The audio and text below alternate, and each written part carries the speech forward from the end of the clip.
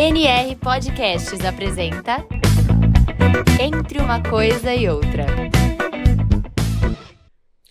Olá pessoal, estamos aqui para mais um episódio do nosso podcast Entre uma Coisa e Outra, podcast promovido pelo NR. Você que não conhece o NR, pode visitar nr.com.br, @NROficial no Instagram.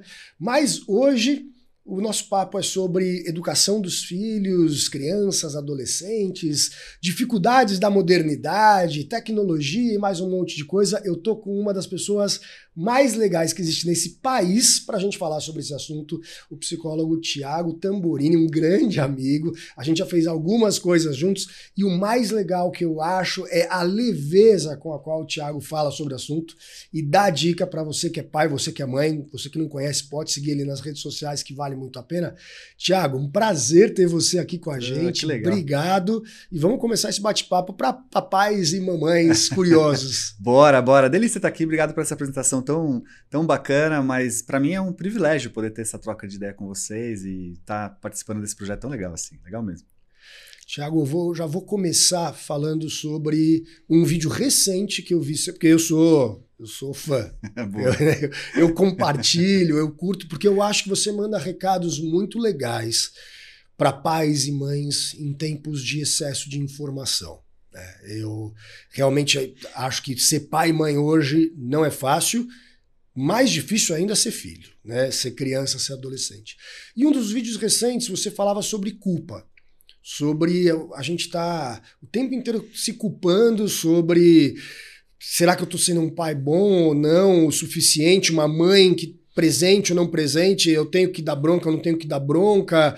Uma vez eu vi um vídeo maravilhoso que mostrava as pessoas falando coisas diferentes, né? Especialistas, um especialista falando, não, você tem que dar bronca e você tem que se impor e o seu filho tem que te respeitar. Depois um outro especialista, não, você não pode levantar o tom de voz, você precisa acolher e deixar que a criança...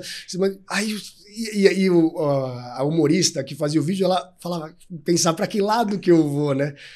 Então, para começar o nosso bate-papo, fala um pouco sobre essa culpa dos pais e das mães e esse excesso de informação. Como é que você vê isso? Como é que você recebe isso no consultório quando aparece? Ah, que legal. Eu vou até de trás para frente aí no que você colocou, porque você sabe que eu gosto de pensar nessa ideia do especialista, né? Eu falo, especialista em educação é o pai e a mãe do próprio filho, né? Você é o especialista, nasceu com ele aí. Você que sabe, você sabia quando era bebê se o choro era de fome, de cólica, de frio, de sono? Você é o especialista, né? Então acho que a primeira coisa que a gente tem que pensar é isso. Quando a gente coloca no outro essa expectativa de que é ele que vai me dizer a melhor forma para educar ou agir e tudo mais, a gente já está correndo o risco de cometer um erro. Eu acho que esse lugar que a gente ocupa, aí eu vou me colocar, né, como um profissional da área da psicologia que tem experiência de consultório, clínica com esses adolescentes ou crianças, é de trazer reflexão, é de pensar, é de como é que eu faço para olhar para isso, ouvir isso que esse profissional está falando e encaixar dentro da minha realidade de especialista no meu filho, porque o especialista no seu filho é você, né? E aí é louco, né? Porque essa história da culpa, ela entra Bom, pai e mãe se sentir culpado desde que o mundo é mundo, tem uma lógica aí, já vai pegar Freud, Lacan, Melanie Klein, os psicanalistas então falam muito disso, né? Mas eu tô falando de uma culpa que é essa culpa mais, assim, moderna, assim, né? Mais contemporânea, que é essa ideia de eu tô fazendo alguma coisa errada que tá trazendo uma geração de crianças e adolescentes problemáticas, né? Eu acho isso complicado, porque, primeiro, traz uma ideia de que os pais de antigamente é que eram bons. Tem um monte de coisa legal do passado que eu acho que a gente deveria resgatar. Acho que tem muita coisa legal dos nossos pais que seria legal resgatar. Mas aí dizer que eles eram os melhores e que hoje é que tá tudo encrencado, se a culpa é do pai e da mãe, então olha pros adultos hoje e fala, eles não mandaram tão bem assim também não. Não é? Ou seja, Rivotril, né, o benzodiazepínico é um dos remédios mais vendidos no mundo para ansiedade. O que não falta é antidepressivo, remédio para dormir, né? Todos os remédios que a gente conhece. Então, a pessoa também não tá tão legal assim emocionalmente, comportamental, para dizer que os pais do passado eram perfeitos. Agora, tem coisas do passado que a gente poderia resgatar, olhar e usar, porque vale a pena. Assim como tem coisas de hoje que são muito legais, que a gente criou, como por exemplo, a gente é mais afetivo, a gente é mais carinhoso, a gente abraça mais, a gente está mais atento, a gente tá mais cuidadoso com o que o filho faz e deixa de fazer, a gente é mais presente na vida deles. Eu acho isso maravilhoso.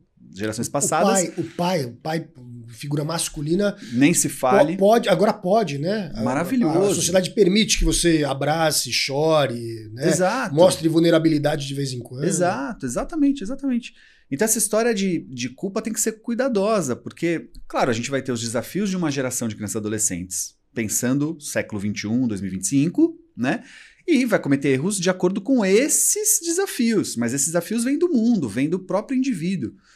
Aí outra coisa que eu acho complicada nessa história da culpa, ela traz uma certa prepotência, né? Porque assim, então quer dizer que eu sou responsável integralmente pelo comportamento do meu filho, o que quer dar para mim um poder, hein?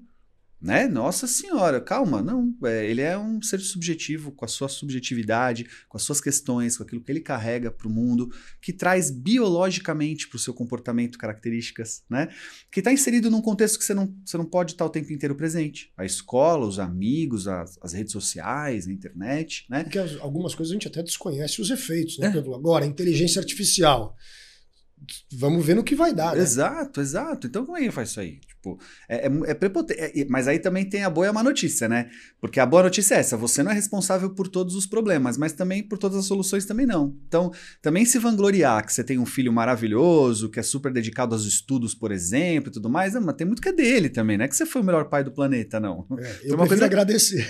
Eu agradeço. Exatamente. Então, eu acho que, assim, eu gosto de pensar o seguinte, qual é a sua responsabilidade? Você tem uma responsabilidade. Você identificou um problema? Você tem uma responsabilidade.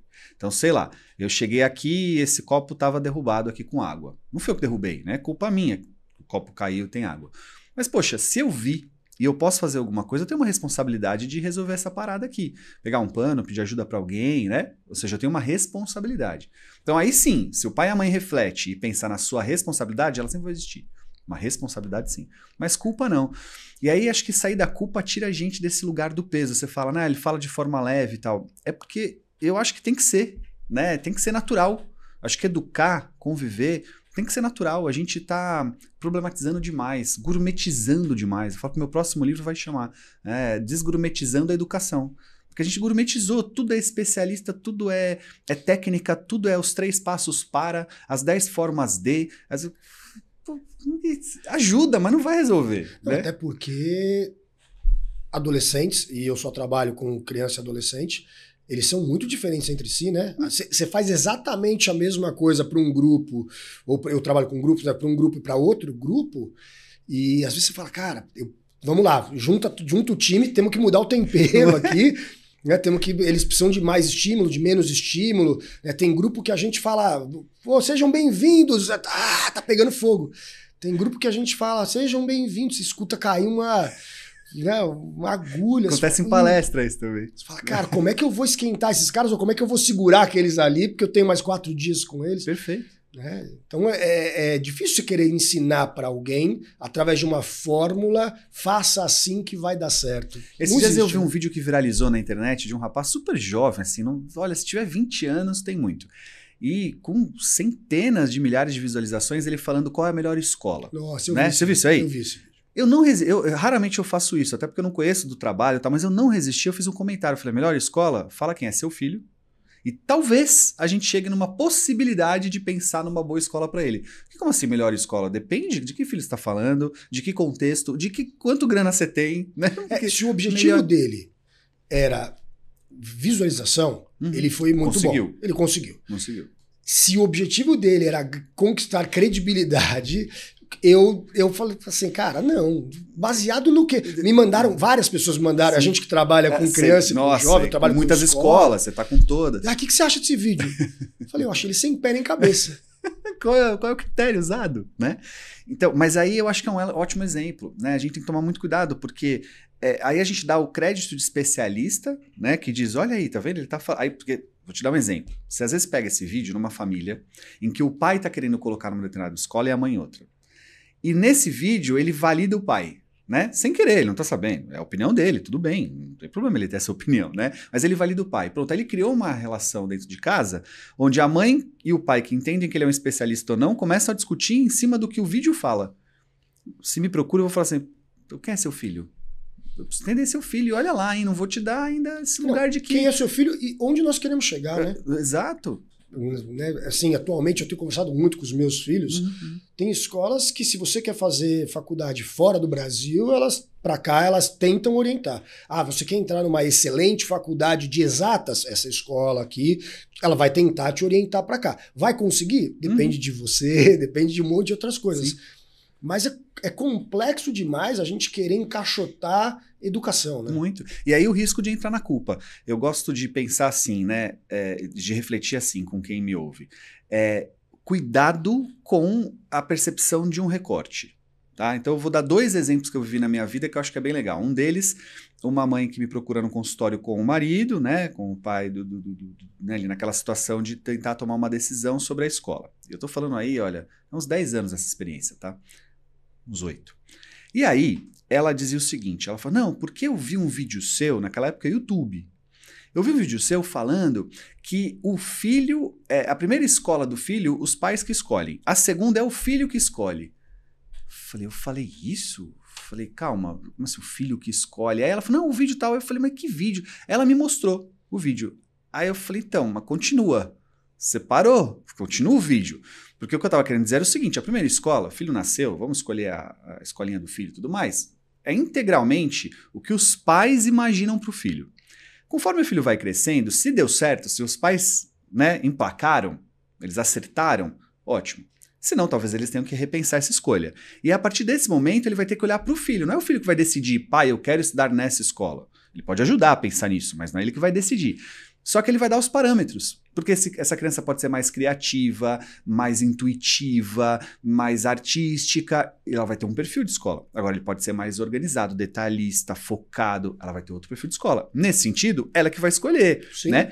Mas não que ela vai escolher no sentido concreto da palavra. Aí a mãe olhava para mim assim e falou assim, não, porque o pai dele fala isso, mas eu tinha entendido que tem que deixar eles escolherem. Eu levo ele para ver as escolas, eu falei, você vai criar angústia. Né? Primeiro que ele não deve estar querendo mudar de escola. Eu falei, ele não quer. Lógico, eles morrem de medo de mudar de escola. Né? Segundo, que você vai dar para ele um leque de opções que ele não tem maturidade para escolher. É isso, talvez nem tenha ferramentas para saber escolher. Né? Mas você pega o recorte, eu confundi a cabeça dela total, porque ela pegou o recorte. Né? Então eu acho que é delicado essa relação que a gente estabelece às vezes com uma parte do todo. E aí eu vivi uma pessoalmente de um dia que eu estava com a minha filha, ela devia ter uns 6 anos de idade, eu estava desde as 7 da manhã fazendo coisa com ela na rua. Era no final de semana. Eu lembro que a gente foi pra parque, a gente andou de bicicleta, aí a gente foi almoçar, aí a gente tinha que passar na casa da minha mãe, aí brincou com a vovó e tal. Quando foi umas 7 horas da noite eu indo pra casa, eu falei, putz, não tem jantar em casa legal, vai me dar um trabalho essa hora. Eu falei, vamos parar pra comer em algum lugar. Aí parei pra comer numa lanchonete, que não era a coisa mais saudável do mundo, e aí neste momento ela pegou meu celular. Então ela ficou por uns 15 minutos no celular. E eu olhei em volta e falei, se alguém olha pra isso aqui agora, vai falar aí, geração perdida de pais, trouxe numa lanchonete, vai comer um hambúrguer com batata frita, deu celular. É por isso que essa geração tá desse jeito, olha os pais aí. Não faz a menor ideia que ela passou o dia inteiro fazendo atividades legais, longe de celular, que tinha um momento específico, inclusive, de uma coisa que ela estava querendo me mostrar, então ela estava procurando, e que eu realmente não vejo um problema ela em algum momento da vida dela para comer numa lanchonete, fazendo escolhas ali saudáveis pro resto dos outros momentos, né? Mas o recorte, se tira uma foto e coloca na internet, minha carreira tá acabada. Fala, ó, psicólogo lá, ele fala que alimentação mas saudável, não pode tem que ser longe das telas, entendeu? Então é muito complicado. Aí vai gerar culpa em todo mundo mesmo. Eu vou ficar culpado se eu vejo um recorte desse. Eu falei, pai que eu sou, horrível, entendeu? Vou trazer para outro tema agora, porque eu, de novo, eu sou seguidor. Se você não segue Thiago Tamborini nas redes, siga, que tem temas legais. Todos são recentes. E esse eu vou te dizer porque que eu, de novo, gostei. Talvez tenha sido o vídeo que eu compartilhei seu, que mais gente me escreveu depois, por conta da faixa etária dos meus filhos. Que era um vídeo sobre você falando sobre, pais, vamos ensinar os filhos a beber em casa. Ih, pronto. E eu vou querer que você fale, porque eu não quero queimar nenhuma largada falando aqui. Depois eu vou provavelmente falar algumas coisas, porque eu vivo esse momento, né? Eu tenho um filho de 16 para 17 anos de idade, eu tenho uma filha de 15 anos de idade. As escolas particulares de São Paulo, algumas delas fazem festas organizadas por comissões de formatura, e essas festas são festas que exigem que os meninos e meninas tenham um documento que comprove que eles têm 18 anos de idade. As escolas, várias, inclusive a dos meus filhos, rodaram este ano comunicados dizendo que eles não têm nada a ver com essas festas. E aí surge o tema de não, tem que ensinar os nossos filhos a beber. E aí alguns pais e mães falam, não, eles aprendem aqui em casa, se quiser beber aqui em casa. E aí, do nada, eu sei que não é do nada, né? Mas estou eu vivendo e você aparece com este vídeo que nos primeiros momentos você teve que explicar que continha ironia, porque eu acho que algumas pessoas talvez tenham até assistido o vídeo e acham que é você perigoso. Perigoso. Perigoso. Porque se recortar, fala, o psicólogo tá dizendo que eu tenho que ensinar a beber em casa. Fala pra mim, Thiago, o que te motivou a fazer esse vídeo e qual é a sua visão sobre o papel do pai e da mãe nessa fase da vida do adolescente? Eu tenho 20 anos de clínica com criança e adolescente. Eu trabalhei a vida inteira só com criança e adolescente. Aliás, posso até dizer mais se eu contar a época da faculdade, porque desde a faculdade, meu primeiro estágio foi em escola, clínica psiquiátrica para dependente químico, que eram jovens e tudo mais, né? E desde então eu falo isso, né? Vez ou outra eu visito esse tema, ora de um jeito mais teórico, ora de um jeito mais polêmico, como foi esse daí. Por quê? Porque eu acho que esse é um clássico das perguntas que eu recebo. Aliás, eu tenho um livro que chama Como Educar no Século XXI, o Guia Antipânico para Pais e Mães, e são 21 perguntas, as 21 perguntas que eu mais ouço na minha carreira, né? E uma delas é essa, né? Devo ensinar meu filho a beber, não devo tal? E aí eu peguei mesmo na medalhinha, assim, porque eu acho que está crescendo muito esse incentivo, ou permissividade, ainda que não incentivo, né, velado, mas uma permissividade em relação ao consumo de álcool na adolescência. Eu acho isso muito perigoso. Poderia ir pelo caminho da saúde física, poderia ir por vários caminhos, mas eu vou num caminho relacionado mesmo às questões que envolvem o emocional e a relação pais e filho. Então, a primeira coisa que eu questiono, e o vídeo fala muito disso, né, é assim, como é que é educar bebê? Como é que é ensinar bebê? Cadê a cartilha? Tem um livro? Você lê onde isso? Tipo, você coloca uma dose de vodka, fala, vai, toma, shot, 15 minutos, como é que tá se sentindo? Aí, ó, tá vendo? Vai, segunda, 15 minutos, toma mais uma. Tá, ó, você viu como você ficou? A terceira você vai ver agora, mais 15. Ó lá, tem que parar na terceira. É assim que, como é que é, né? Ah, não, eu vou na hora do churrasco em família, do aniversário, eu vou fazer um brinde e vou deixar tomar uma taça. Mas aí você está ensinando a beber? Ou seja, eu já acho errado esse contexto, né? De ensinar a beber. Como é que ensina a beber? O segundo é que mostra um total desconhecimento do que é ser adolescente. Porque eles não bebem muito porque não sabem beber. Eles bebem muito porque eles querem ficar bêbados. Então, o máximo que você vai fazer é ensinar em que momento ele fica bêbado. Você vai falar assim, ó, sabe quanto você vai ter que gastar na balada? 3 shots. Então leva o dinheiro para 3 shots para você ficar bêbado. É isso que você vai ensinar. Porque ele quer ficar bêbado. É isso que ele está buscando, né? E terceiro dessa história, a questão do vínculo. Então, muitos pais vão dizer o seguinte, melhor beber comigo do que fora, melhor eu saber do que esconder. Ele bebendo em casa, ele não vai ter vontade de beber fora tanto, porque não é tão errado. E aí aquela história, adolescência, eu falo que a adolescência é a fase de seleção natural do bicho-homem, né? Você não vive ela, você sobrevive, né? Então, fácil não é. Assim, se você ensinar a beber em casa, você tem consequências. Se você proibir de beber, você vai ter também. Sim. Só que na balança, onde eu acho que a gente perde menos e é onde as consequências são mais necessárias, quando você proíbe. E eu vou explicar dentro de um contexto bem teórico, tá? A adolescência é uma fase da vida de busca pela própria identidade. Então, enquanto eu sou criança, eu sou uma extensão do desejo do outro. De maneira bem simplória aqui. Tem psicanalista me ouvindo agora falando, vai devagar. Estou simplificando. É uma extensão do desejo do outro, ou seja, eu quero ser aquilo que o papai e a mamãe querem de mim. Até por um lado meio narcísico ali de vínculo. Quando eu descubro que se eu não tiver papai e mamãe eu morro, eu preciso corresponder ao desejo deles e criar esse vínculo, certo? Tudo bem. Quando eu tô chegando na adolescência, eu começo a perceber que eu posso ser eu. E aí eu vou buscar esse lugar de eu, Thiago, mas não sei ainda muito bem qual é ele. O grupo vai me dar, as minhas amizades, o mundo, mas eu não quero ser papai e mamãe. Eu não quero mais uma extensão. Muitas vezes eu quero ser o oposto, né? Exato, porque o oposto é o mais eu que eu posso, entende? Eu não sei que eu é esse, mas o oposto é muito eu, porque quanto mais eu me aproximo do outro, mais eu sou uma extensão do desejo do outro, Sim. certo? Só que pensa comigo, ó, se eu faço, você fala assim pra mim, Thiago, me pega esse copo com água aqui, se eu pegar, eu sou uma extensão do seu desejo. Se eu não pegar, eu já tô sendo eu. Não, tá aqui na mesma distância, pega você. Agora, se você falar pra mim assim, ó, Thiago, não pega esse copo com água, e eu pegar, aí eu sou muito eu. Aí eu sou eu demais. Então, veja que, naturalmente, na adolescência, transgredir é necessário e importante. Porque eu tô sendo eu quando eu faço uma coisa que eu não posso fazer. Soma-se o fato de que, neurologicamente, eu tô com mais dificuldade de ter prazer. Eu perco até 1/3 dos receptores de dopamina, neurotransmissor que ajuda a gente a sentir prazer. Não está diretamente relacionado só a isso, mas também. E uma das coisas que dá intensidade que o meu cérebro precisa é transgredir. Então, neurologicamente eu preciso transgredir. Psicologicamente, para construir o eu quero transgredir. Logo, a transgressão é importante. E eu vou transgredir. Não importa o que você faça. Só que a transgressão é subjetiva, né? A sensação de transgressão é subjetiva. Um exemplo que eu dou, nossas bisavós. Se elas dessem um beijinho no coreto da praça escondido... Se mostrasse a canela. Né? Nossa, que transgressão! E transgredia. Transgredia. Não acha que é porque sua bisavó também que não fazia, né? Transgredia. Só que o que é necessário hoje um adolescente fazer para ter a mesma sensação de transgressão em relação à sexualidade? Porque transgredir ele vai. Então ele vai escalar. Quando eu permito que o meu filho beba, dizendo assim, olha, tudo bem você beber, eu tô tirando dele a transgressão da bebida e tô falando para ele, escala. Você vai ter que escalar. Ou beber mais, ou beber coisas que daí eu vou dizer, pode beber cerveja, mas não bebe vodka.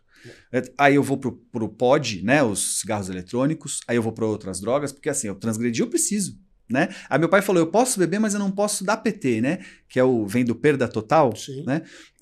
Aí eu vou querer dar PT, porque daí eu tô transgredindo. Então, claro que quando você proíbe, você vai criar uma relação de afastamento, porque se ele beber ele não vai te contar, você vai criar com ele uma relação de, pô, meu pai é careta, você vai perder, porque é legal às vezes ter esse lugar de papo com o filho mais aberto.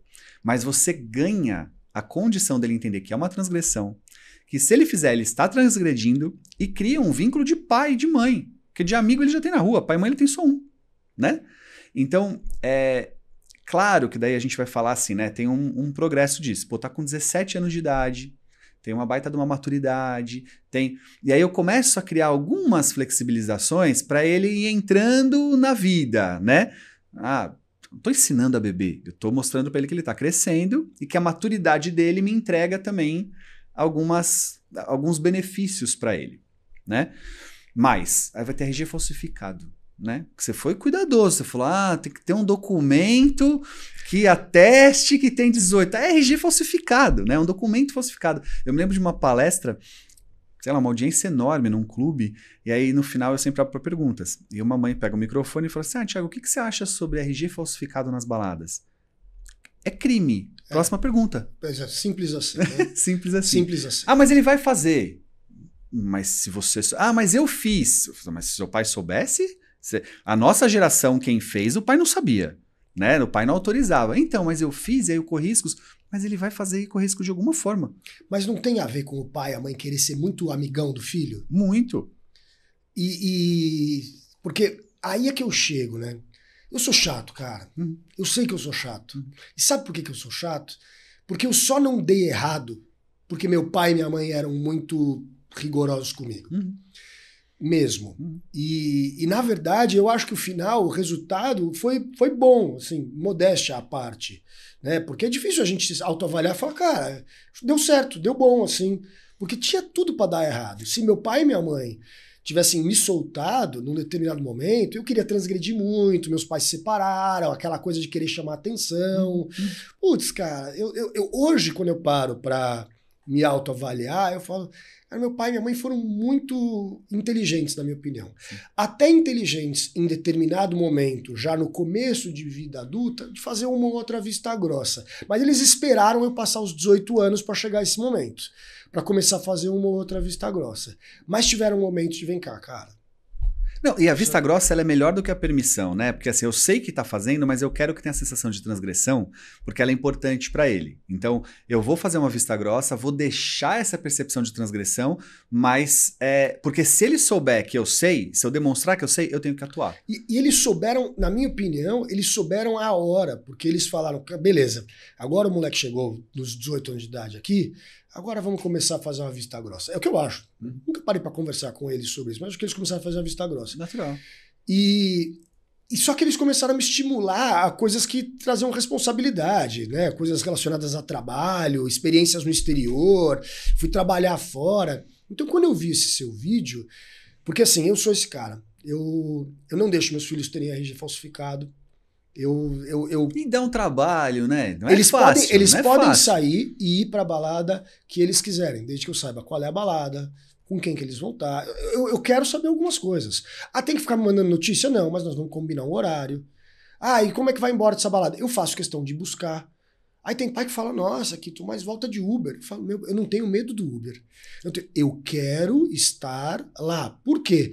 Porque o que eles fizerem, eles vão ter que estar íntegros para entrar no carro para me dar boa noite. Perfeito. É só isso. Perfeito. Então assim, você quer transgredir? Então seja fera. Não, você vai ser fera na sua transgressão. Ah, mas eu quero dormir depois na casa de não sei quem. Eu levo na casa de não sei quem. Porque minha mãe era essa. Minha mãe tinha uma Fiat Elba que cabia todo mundo naquela Fiat Elba. A gente chamava de Jabiraca. E ela ia buscar a gente em todos os shows, cara. Ela era divorciada numa época que não tinha um monte de mãe divorciada, não tinha marido, não tinha ninguém. E ela ia sozinha, 3 horas da manhã, e ela fala, eu queria saber como é que vocês estavam. Mas eu vivi isso agora, né? Minha filha tá com 11 anos, né? Fez agora essa semana, mas há alguns meses atrás ela tava em casa no final de semana ansiosa, porque ela e mais 4 amigas querendo combinar de ir ao shopping, porque elas queriam ir ao cinema e tudo mais. E aí ela virou pra mim e falou assim, papai, mas não tem quem leva. Eu falei assim, claro que tem. Você levaria?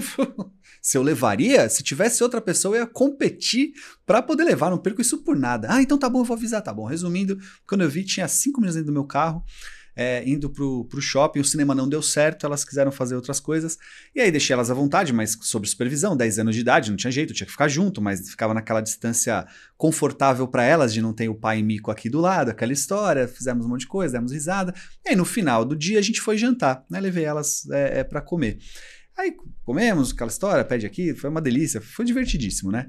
Bom, depois no grupo de pais que a gente fez por conta desse passeio lá no WhatsApp, os pais falaram assim, pô, manda a conta do jantar, não sei o quê, minha filha não levou o dinheiro pro jantar, não sei o quê. Aí eu virei e falei assim, olha, o jantar eu ofereci gratuito, eu queria oferecer isso para elas. Mas as informações que eu tenho, porque eu estava naquela mesa, essas eu vou cobrar muito caro. O quê? Essas só eu tenho. Eu tenho nome de meninos, você não tá entendendo, eu tenho ali um monte de coisa. E a gente deu muita risada. Então, eu acho que é impagável. Agora, essa história de ser amigo, né? Eu gosto de pensar sempre assim, ó. Falei já aqui, vou só pontuar a frase. Seu filho tem vários amigos, pai e mãe, só você. Se você tá chamando ser amigo de ser alguém presente, atento, que cuida, que zela, então tá bom, você só tá dando outro nome pra ser pai e mãe. Agora, se você tá chamando amigo, ser cúmplice, fazer tudo junto, fazer tudo igual, aí não, aí faz isso com os amigos. Sabe que os meus melhores amigos até hoje foram caras que em algum momento da minha vida chegaram e falaram, vem cá, chega, mano. Sabe? Entendeu? Mas assim, o pai e mãe é obrigado a fazer isso. O amigo é quando você tem bons amigos, né? Porque também tem a diferença entre aliados e cúmplices, né? Amigo cúmplice é um perigo, o aliado, beleza, porque pai e mãe pode ser aliado também, né? Mas o aliado é aquele que, quando precisa, pontua, mostra que tá errado, fala não. O cúmplice tá junto, né? Pra fazer o que tiver que fazer. Mas eu, sem perder o fio da meada, porque tem mais uma coisa que eu acho que ajuda muito os pais a terem força com essa história da bebida, do RG e tudo mais. Outra coisa importante. Quem fala isso é o Mário Sérgio Cortella numa palestra dele de 20 anos atrás. Nós estamos sacando o futuro das crianças por antecipação. O que quer dizer isso? Nós estamos antecipando esse futuro. Então, um jovem de 16 anos de idade, ele vive hoje o que ele deveria viver com 25. O que ele vai viver com 25? Então, por exemplo, eu dou para o meu filho a condição de ter um RG falsificado, com 16 anos de idade, para ir para uma festa regada a álcool e outras drogas, que vai até às 6 da manhã, com o DJ não sei das quantas, com isso que, nananana. Ou seja, ele deveria ter conquistado isso, trabalhando, estagiando, vivendo a vida dele, para ter a condição de estar num ambiente como esse, com a maturidade que um ambiente desse requer. Mas eu antecipei esse futuro. Ele sacou esse futuro, e volta a dizer, é o Cortella quem fala isso, eu estou só parafraseando, né? Ele antecipa isso com 16. Ele saca lá. Quando ele chegar aos 20 e poucos, não tem o que sacar. Então ele vai ter que buscar outras intensidades. Se não acha, entra em depressão, entra em apatia, entra em um monte de coisas. Eu já ouvi isso mais de uma vez, ou seja, o que me deixa mais assustado ainda. Jovens de 20 e poucos anos de idade falando, eu estou com preguiça de fazer sexo. E você fala, tá deprimido? O que tá acontecendo? Eu falo, não, é porque ele tá desde os 16, 15, com toda a oferta que ele pode, vivendo aquela relação, aquela experiência, que fica chato, perde a graça. Mas com 20 e poucos anos... Falei, como é que é isso? Aí é capaz de tomar remédio, ir para psiquiatra e tudo mais, e não entendeu que, na verdade, sacou. O que ele deveria estar vendo com 20, ele viu com 15. Ele sacou, não tem mais o que tirar agora. Eu queria puxar um gancho aqui, que é uma questão aí do que eu acredito. Você não acha que também você está antecipando coisas, mas você está tirando dos jovens a possibilidade de descobrir outras coisas Perfeito. Que vão gerar prazer, satisfação? Porque, por exemplo, eu adoro fazer coisas hoje com meus amigos, os caras que tocavam comigo na banda, e quando eu junto com esses caras para ir num show, para tocar, pô, parece que eu volto, parece que eu tenho 15 anos de idade, eu tenho 16 anos de idade. Quando eu junto com meus amigos que jogavam basquete comigo, mesma coisa, e assim... os caras que surfaram comigo, né, a galera que ia comigo passar as férias no NR, a gente junta. Então eu tenho uma série de experiências que naquela época faziam muito sentido e eram muito, muito legais e que foram fazendo com que a gente descobrisse habilidades, talentos, né, amigos de verdade. E hoje... essa antecipação de uma vida de prazer adulto, ela também parece que ela poda a possibilidade de descobrir outras coisas legais e ter outros vínculos e estar com outras pessoas. Você se fecha num único núcleo e é verdade. Aí quando você chega perto dos 20 e pouco, o que eu tenho percebido, assim, tem uns que, esse aqui casou... esse aqui foi morar fora, aí o cara que sobrou, ele não tem nem mais com quem ir pra balada, porque era lá um trio, quarteto, e realmente o cara, ele esvazia, ele murcha. Ele fala, agora eu não sei o que fazer, porque eu nem tenho ferramentas para ampliar meu núcleo de amizades. Porque quando eu deveria estar fazendo isso, eu tava sempre com os mesmos caras indo pra balada desde os 15 anos de idade. Perfeito. Falei já aqui que eu não sou um defensor de gerações passadas de pais como as perfeitas e hoje as problemáticas, mas que tem coisas que a gente poderia resgatar, né? Uma delas é essa história da gente ser mais firme na condição de dar o ócio, o tédio, como algo importante. Porque a gente não pode ver filho entediado hoje que a gente quer ajudar de alguma forma, ou dando telas, ou qualquer coisa, ou saindo de casa, ou tendo que fazer alguma coisa por eles, né? Eu já visto restaurantes com brinquedoteca. A gente não tinha quando era criança. A gente tinha uma mesa com uma toalha para desenhar com 4 cores de giz de cera. E esse era o restaurante e mais olha legal. lá, e achava legal pegar a massinha da pizza para ficar brincando de jogar um no outro. Era isso que a gente tinha, né? Então, por que isso? Porque a gente foi entrando numa ansiedade de não querer ver filho entediado na mesa. De não querer filho, espera, agora é o meu momento aqui de comer, de viver, eu faço coisas com você, você faz coisas comigo, isso vai gerar tédio. Em casa a mesma coisa, o filho ficava entediado. E aí eu vou dar um exemplo que todo mundo tem uma certeza assim, de 99% das pessoas que vão ouvir vão se reconhecer.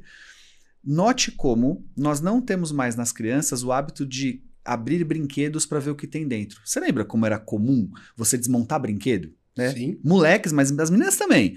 Que era assim, tem um carrinho, quebrou o carrinho. A gente abriu o carrinho pra ver o que tinha dentro, aí montava coisa com outras coisas, pegava a lanterninha do farolzinho do carrinho e montava uma lanterninha com pilha, botando durex, né? Eu lembro de desmontar a televisão e remontar a televisão, porque a televisão virava no botão que fazia tac, tac, tac. Aí desmontar a televisão, conseguir fazer o contato melhorar, e a hora que eu montava a televisão, eu olhava, tinham 9 peças fora.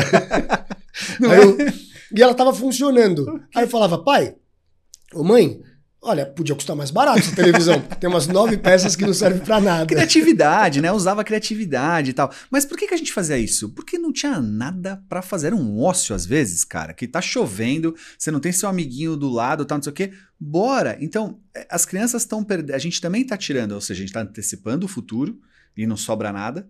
E a gente está impedindo de viver o que deveria ser vivido na época, o que também é um problema, né? Porque eu preciso disso para me desenvolver, né? A minha criatividade, o meu ócio vem também nesse lugar de desenvolver aquilo que é o que eu faço com isso agora, de entender que o tédio faz parte, né? Meu pai tinha uma tia freira, né? Que morava num convento.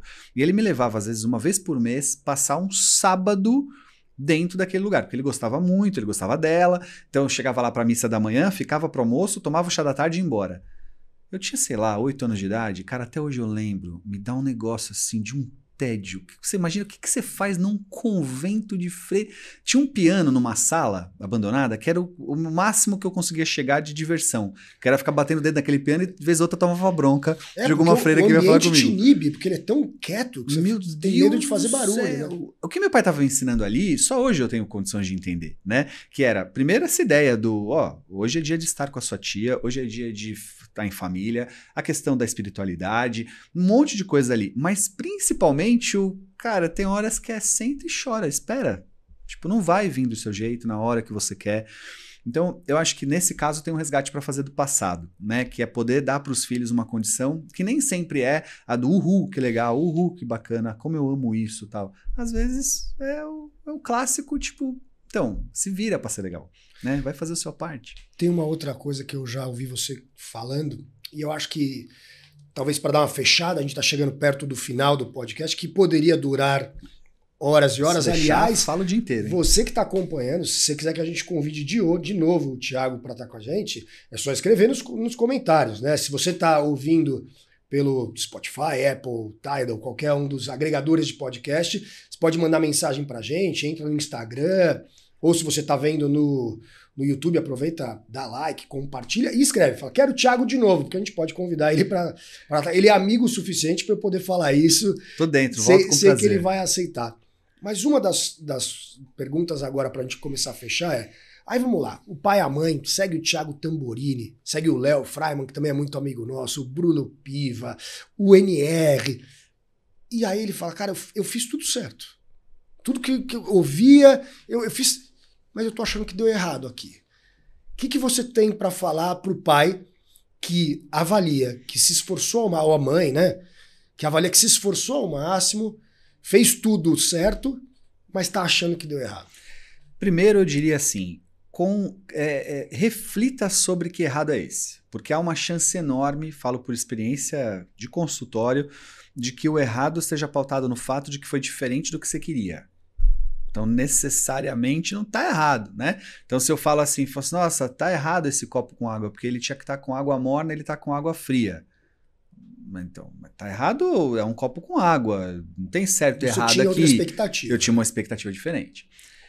Porque a chance é enorme, né? Desse errado tá ligado à minha expectativa sobre o que eu tenho no meu filho. Mas pode ser sim, que a gente esteja falando que esse errado esteja relacionado ao filho estar com comportamentos, atitudes e problemas que realmente naquele contexto está dando errado. E aí, de novo, está dando errado o contexto, porque também assim, deu errado o filho, é como se a gente fosse uma coisa só, né? Contextualiza. Como se fosse finito, né? Isso. Ou seja, neste momento... Tô cansado de ouvir criança, adolescente, mas as crianças numa outra forma de percepção, dizendo assim, não, parece que eu sou escola.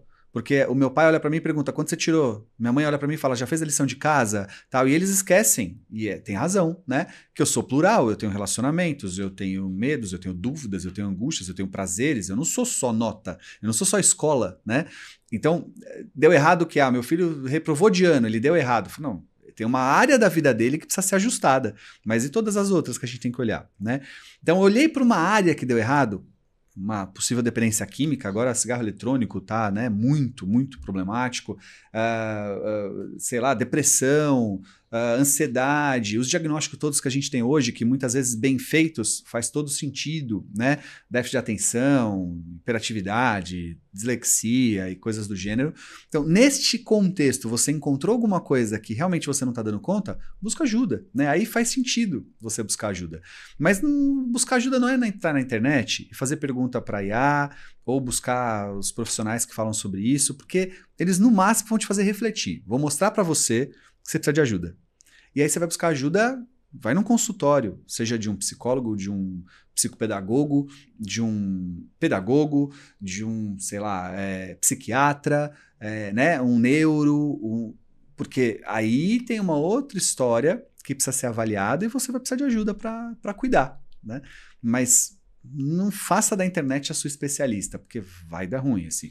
E muito cuidado para não sair medicando, né? Nossa, nem se fale. Porque eu assustei um dia que eu vi uma mãe recebendo dica de uma outra mãe de que, não, meu filho também estava assim, e aí eu não manjo de medicamento mesmo, né? Ninguém em casa toma, mas eu acho que ela estava indicando, chamava tipo Venvance, que pelo que eu fui depois entender, é uma medicação que, cara, alguém com muita experiência deveria acompanhar essa criança antes de falar, toma isso aqui, né? Não há dúvida. Até porque ela pode piorar muito, né? Geralmente usada para déficit de atenção e hiperatividade, é um medicamento extremamente importante ao acompanhamento, porque bem medicado, ele salva vidas. Assim, você percebe a mudança da água para o vinho, mas de forma errada, você pode causar problemas gravíssimos. É isso, que ninguém me entenda errado. Eu acho que, aliás, as questões químicas, eu falo que o cérebro, depois que eu fiz o meu mestrado em psicologia, cara, o cérebro não é brincadeira.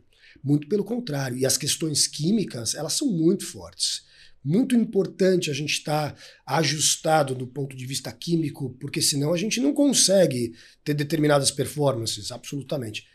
Mas não dá para ficar em tentativa e erro, né? Perigosíssimo, perigosíssimo. Então é isso, busca ajuda, né? Saia dessa coisa da especialista de internet, que volto a dizer, seria demagogo da minha parte não dizer que isso também é importante, até porque eu faço isso, eu tô lá na internet também criando essas reflexões, né? Mas eu sempre digo, não me coloque no lugar de especialista e nem pegue um vídeo específico para resolver todo o problema, porque vai dar errado.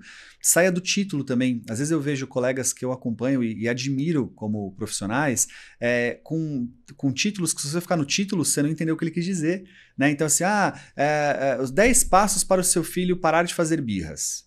Eu sei que esse profissional sabe, e se eu fizer o curso dele, ele vai dizer que filho fazer birra é normal.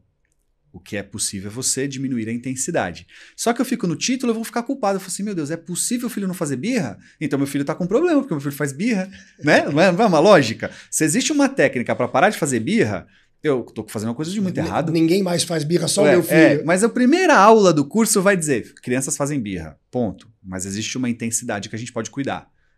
Só que se eu não entrar ali e me aprofundar, eu vou ficar no título e vou achar que tem uma coisa de muito errado, né? Então, cuidado com isso. Tiago, chegando no final, eu faço 3 perguntinhas para você finalizar a sua participação. E a primeira tem muito pai, muita mãe que nos acompanha que eles ainda estão, tipo, em formação, né? O que eu quero dizer, os filhos acabaram de nascer, os filhos são pequenos, ele começa a ouvir a gente falar sobre adolescente, pré-adolescente, filho adulto, um monte de coisa que a gente comentou aqui, fala, cara, vai dar tudo errado. Qual que é o recado que você daria para esse pai, para essa mãe frescos que estão entrando nessa aventura da paternidade e maternidade? Respira, conta até 10, se precisar, busca terapia para você, para entender que o filho não é uma extensão do próprio desejo, né? Ou seja, tem um monte de pontos de vista, vai dar ruim, porque você vai olhar para aquilo e vai falar, opa, não é o que eu queria para ele, não é como eu faria. Ou seja, não é o tipo de namorada ou de namorado que eu queria que ele tivesse, não é o tipo de trabalho que eu gostaria que ele fizesse, não é a faculdade que eu gostaria que ele escolhesse, não é... E faz parte do jogo, é assim, né? Senão o mundo não evolui. Desde que o mundo é mundo, o jovem veio para criar uma nova forma de entender os paradigmas, romper com eles e criar novos. Essa é a lógica do negócio, né? Então, vai trazer para você uma ansiedade. Outra coisa importante é entender que não há perfeição nessa hora também. Então, vai trazer desafios, né? Filhos, às vezes, ficam mais ansiosos, às vezes menos, às vezes mais... são muito obsessivamente controladores e regrados, às vezes são muito bagunceiros e... É assim, desde que o mundo é mundo também, né? A gente tem que olhar para uma ideia do que é ser humano e como a gente é rico nas nossas formas de interagir com o mundo. Logo, trarão desafios também. Então, eu costumo dizendo sempre isso, assim, olha, tem muitos casos de terapia para jovem, quem precisa de terapia são os pais, para entender que ser pai é ter que lidar com a frustração, com o medo, com a ansiedade, com a angústia, e não tem jeito, né? Faz parte do jogo, tá? E no segundo momento, obviamente, entender que filho é plural, nem sempre ele vai ter só coisas legais para apresentar, às vezes ele vai exigir. Diminui a expectativa, né? Exato. Tudo que eu achei que meus filhos iam ser, eu errei. E eles são muito mais legais do que tudo que eu achei. E ainda tem muito por vir, né? Pois é. Espere de uma macieira que ela dê bananas e você vai se frustrar, né? Agora, pode dar maçãs maravilhosas. Agora, banana... não. A segunda coisa, na nossa rede social, a gente tem muitos jovens. Então é possível que a gente coloque aqui um corte que meninos e meninas, adolescentes, pré-adolescentes vão ver. Ou tem alguns que podem estar assistindo podcast, ouvindo podcast. Tem um monte lá, né? Que me seguem lá. Ouvindo Toma podcast. Umas broncas às vezes. Para esse pessoal que até agora ouviu, a gente fala muito pro pai, pra mãe, pro pai, pra mãe. E para eles, qual o recado que você daria no final desse podcast? Primeiro que assim, eu sou amigo, eu sou do bem, eu não tô aqui pra prejudicá-los. Eles podem ouvir tudo isso e falar, pô, esse cara veio pra me sacanear. Tava convencendo a minha mãe ao RG falsificado, ela ouviu isso agora e veio me mostrar esse vídeo falando desse especialista chato aí que diz que não pode ter, né? Então assim, a primeira coisa eu tô falando pro bem, né? Pra valer a pena, você vai talvez reconhecer isso só mais lá na frente. Mas a segunda não tente antecipar coisas que a vida vai te dar ao longo do percurso. Eu falo isso muito no meu consultório, assim, sabe? Você tá querendo uma coisa que não é do momento, espera, vive do momento. Porque também quando você perder isso, você vai sentir uma falta, né? Curte o que tem de bom do momento, lida com os desafios dele e espera que a vida vai te entregando ao longo do percurso. É como dirigir, né? Com 18 anos de idade você ganha o direito, antes você não pode. Mas, pô, dirigir também traz um monte de responsabilidades difíceis, às vezes, de lidar, né? Então, vive o que tem de legal nesse momento, que daqui a pouco a vida te entrega essa possibilidade. É assim para tudo, né? É assim para as nossas relações, para a escola, para tudo. Se a gente entender que cada momento a gente vive o que é do momento, a gente tem uma tendência melhor a viver mais tranquilo. Falo me ouvindo.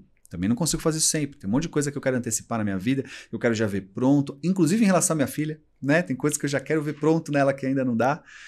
Mas entenda que a cada momento a vida te entrega o que é daquele momento. Vive porque a hora que você perder, vai fazer falta. Legal. E a última pergunta do nosso podcast de hoje na verdade, eu queria que você contasse uma história marcante da sua adolescência.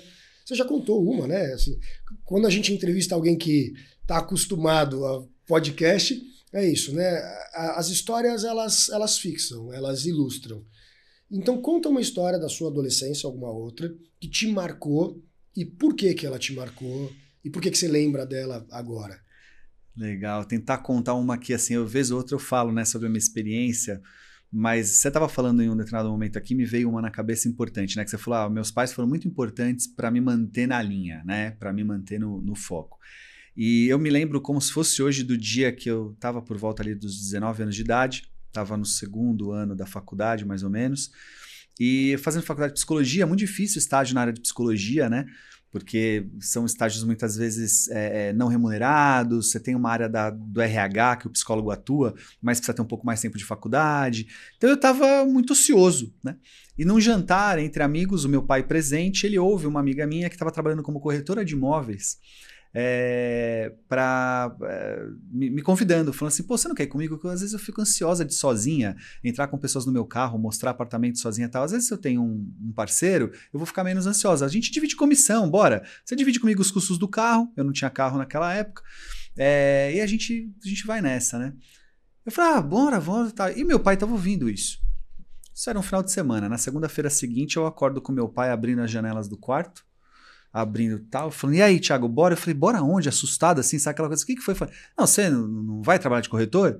Eu falei, não, mas eu tenho que falar com ela ainda, tal. E ele falou, não, então fala, telefone. Aí pegava o telefone, naquela época ainda, telefone, né, de cabeceira ali. Eu falei, não, mas como assim? Eu não tenho roupa. Ele falou, não, tem a minha serve, a gente pega um terno meu, tal. Bom, resumindo, naquela dia, na hora do almoço, essa amiga passou em casa para me pegar e eu fui trabalhar como corretor de imóveis, né?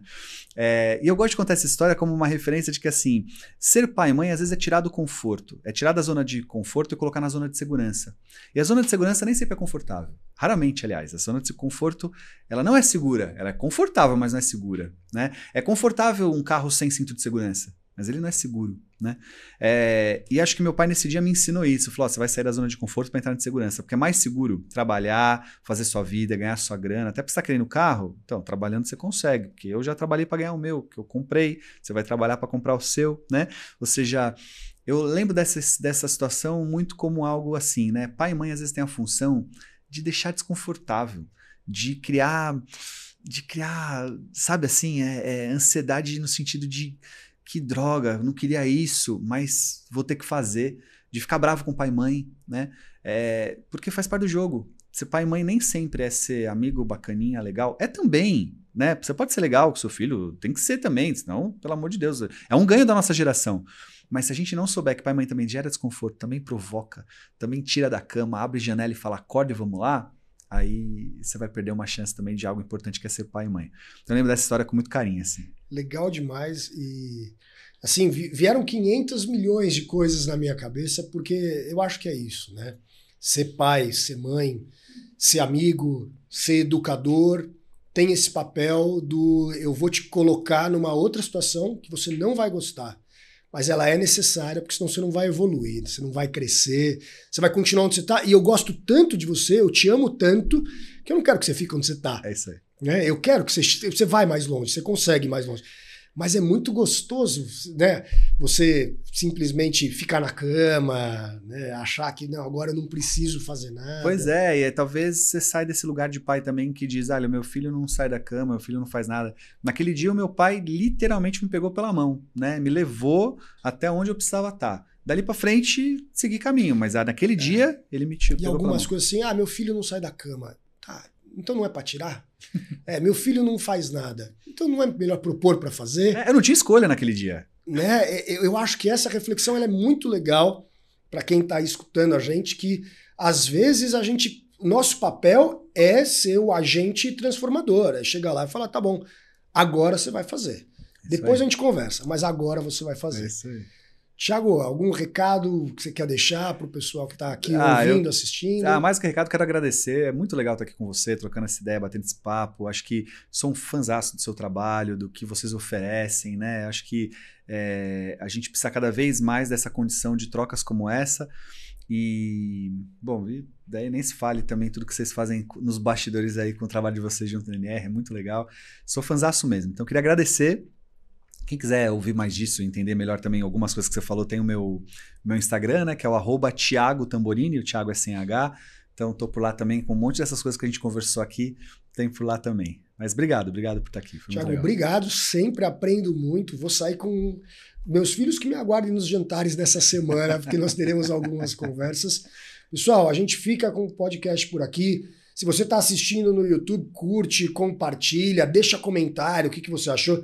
Se você está vendo pela rede social, qualquer uma também comenta. Se você está no seu agregador de podcast, manda pra gente o que você está gostando, quem que você quer ver por aqui, porque isso aqui é feito para vocês. Esse é o nosso podcast, Entre Uma Coisa e Outra, que é a hora que você encontra para escutar o que a gente está propondo aqui, dividir com vocês. Valeu, boa semana, a gente se vê no próximo.